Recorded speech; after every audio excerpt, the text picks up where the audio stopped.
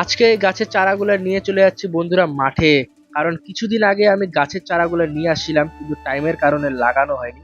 তো আজকে যেহেতু সানডে, তার জন্য আজকে এই সমস্ত গাছগুলো লাগাবো। তো দুইটা লাগাবো শাকবাড়ির মধ্যে, আর একটা লাগাবো গ্রাম ঠাকুরের সামনে। গ্রাম ঠাকুর মানে তো তোমরা জানোই, এর আগের ভিডিওটার মাধ্যমে তোমাদেরকে দেখাইছিলাম। তো এখানে চাবিটা নিয়ে তালাটা ভালো মতন খুলে নিলাম। আর এই যে দেখো, এইটা তো আমার শাকবাড়িটা, তোমরা সবাই চিনোই।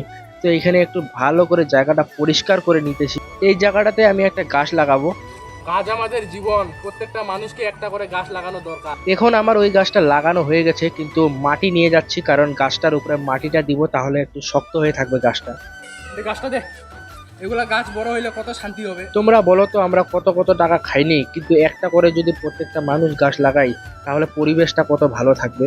তোমরা তো জানোই, গাছ আমাদের অক্সিজেন দেয়, আবার ছায়া দেয়, আবার জীবন দান দেয়। তাই প্রত্যেকটা মানুষ একটা করে গাছ লাগাবো আর একটা করে প্রাণ বাঁচাবো।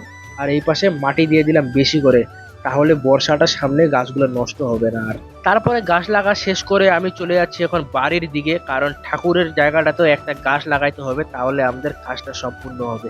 আর এই জায়গাটাতে আমি একটা গাছ লাগাই ফেললাম। দেখা হচ্ছে তোমাদের সাথে এর পরে ভিডিওতে, কি কি করতেছি, কোথায় কোথায় যাচ্ছি।